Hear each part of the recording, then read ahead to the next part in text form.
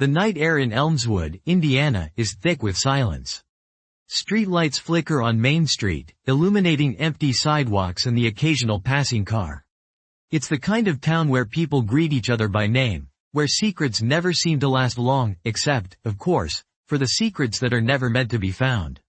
In the span of 10 years, 3 residents have vanished without a trace, each disappearance marked by chilling similarities and the same haunting absence of answers. Despite statewide investigations and a community desperate for closure, the cases have grown cold, leaving behind only questions and the echo of footsteps that no one can explain.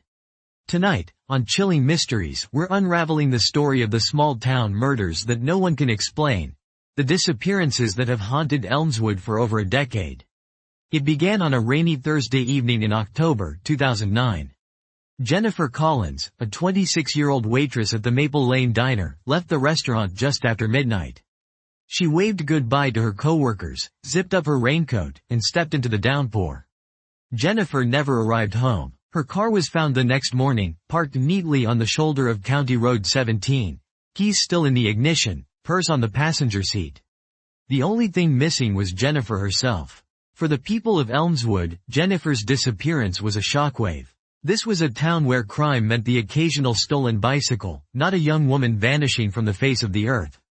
The sheriff's department organized search parties, combed the dense woods surrounding the county road, and questioned everyone who had worked with Jennifer that night. But no clues emerged. There were no signs of a struggle, no footprints leading away from the car, no witnesses who had seen or heard anything unusual. It was as if Jennifer Collins had simply evaporated into the mist. Days passed, then weeks, and rumors began to swirl. Some whispered that Jennifer had run off to start a new life. Others insisted she'd been abducted by a stranger passing through town. But those closest to Jennifer, her family and friends, refused to believe she would leave without a word. She was close to her mother, had made plans with her sister for the weekend, and had recently put down a deposit on a new apartment. The theory that Jennifer had vanished by choice simply didn't add up. Then, in June 2012, Elmswood was shaken by a second disappearance. This time, the missing person was 19-year-old college student Marcus Reed. Marcus had returned home for summer break and was last seen leaving his part-time job at a local hardware store just after sunset.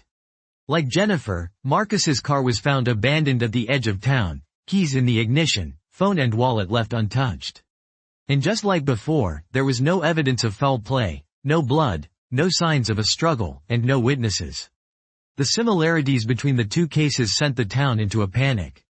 2 young people, both last seen after work, both found with their vehicles abandoned in eerily similar circumstances. The police scoured the case files, desperate for any thread that might connect Jennifer and Marcus.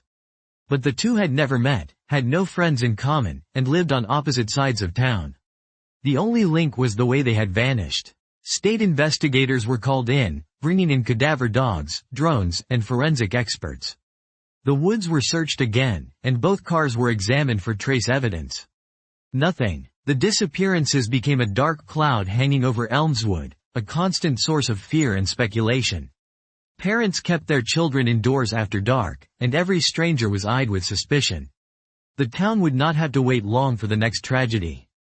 In May 2015, just shy of the 6th anniversary of Jennifer's disappearance, 43-year-old Amanda Blake vanished. Amanda was a single mother of 2, well known in the community for her work as a nurse at Elmswood General Hospital. She was last seen leaving a late-night shift, her car discovered the next morning on the same stretch of County Road 17 where Jennifer's vehicle had been found years before. Once again, her belongings were left inside, and there was no indication of what had happened to her. 3 people, all vanishing under nearly identical circumstances, within a 10-mile radius over the course of 6 years. The question that plagued everyone: was it the work of a serial predator, or could something even stranger be at play in Elmswood? Law enforcement officials, under increasing pressure from the community and the media, formed a multi-agency task force. The FBI became involved, and behavioral profilers were brought in. A composite timeline was constructed, mapping out the movements of Jennifer, Marcus, and Amanda in the days leading up to their disappearances.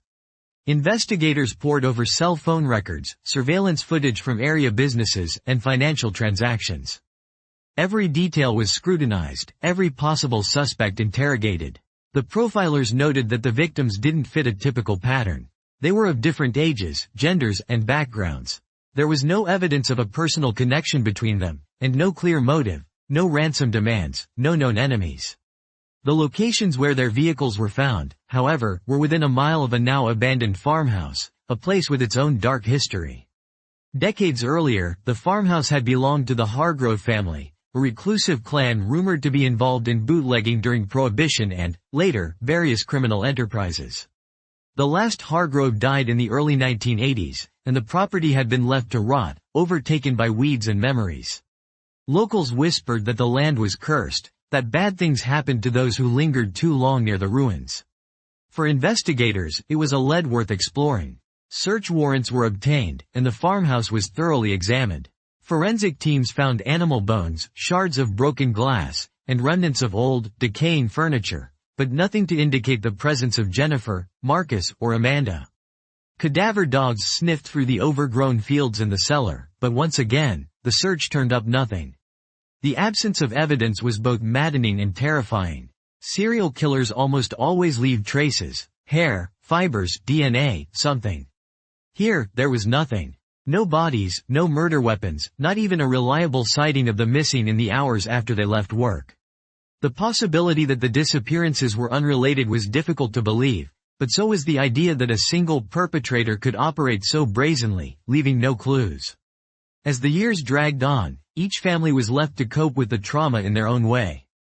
Jennifer's mother kept her daughter's bedroom exactly as she'd left it, hoping for the day she could welcome her home. Marcus's friends, unable to accept his absence, organized annual memorial walks along County Road 17, refusing to let his memory fade. Amanda's children moved in with their grandmother, growing up with only photographs and fading stories of the mother who disappeared into the night. Despite the lack of answers, rumors continued to swirl. Some pointed fingers at drifters or truckers passing through town. Others suspected someone local, someone who knew the routines of Jennifer, Marcus, and Amanda. There were even whispers of cult activity, spurred by old tales of strange gatherings in the woods near the Hargrove farmhouse. These theories, while compelling to some, never led to any concrete evidence. The one clue that set the town ablaze with speculation came in the summer of 2017. A local teenager, out exploring the woods near the farmhouse, stumbled upon a rusted tin box buried beneath a pile of rocks. Inside were 3 items: a woman's silver necklace, a college ID card belonging to Marcus Reed, and a hospital ID badge with Amanda Blake's name. The box was turned over to police, who confirmed the items were genuine. But the discovery raised more questions than it answered. How had these personal effects ended up together, hidden in the woods? Did it mean the missing were dead, or was it a cruel prank by someone looking to stoke fear? The box became the centerpiece of renewed investigation. Forensic analysis revealed no fingerprints or DNA, nothing that could tie it to a suspect. The only thing clear was that someone had taken the time to collect these items and hide them, knowing their significance. The media descended on Elmswood, bringing a fresh wave of reporters and documentary crews.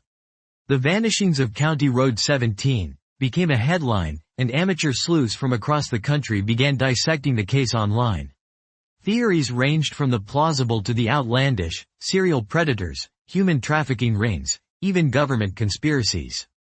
But with no bodies and no suspects, the case remained unsolved.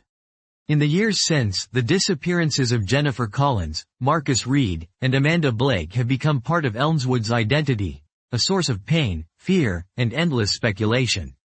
The town changed in subtle ways. People began installing security cameras on their homes.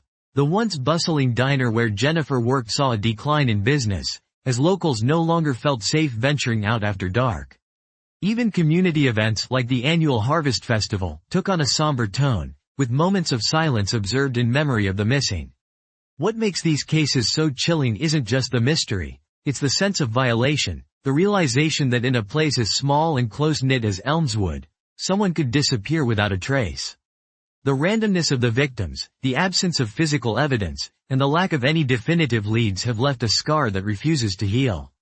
For the families, every phone call, every knock at the door, carries with it a sliver of hope and a wave of dread. Maybe, just maybe, this will be the day they finally learn the truth. But the truth remains elusive. Investigators periodically revisit the case files, re-interview witnesses, and follow up on new tips. Each time, they hope for a breakthrough, a confession, a new piece of evidence, a body finally uncovered. But each time, the trail runs cold. There are those who believe the answer lies buried somewhere in Elmswood, waiting to be uncovered. Perhaps it's hidden in the old farmhouse, or in the stories of those who lived here long before the disappearances. Perhaps the person responsible is still walking the streets, blending in with neighbors, carrying the weight of a secret no one suspects.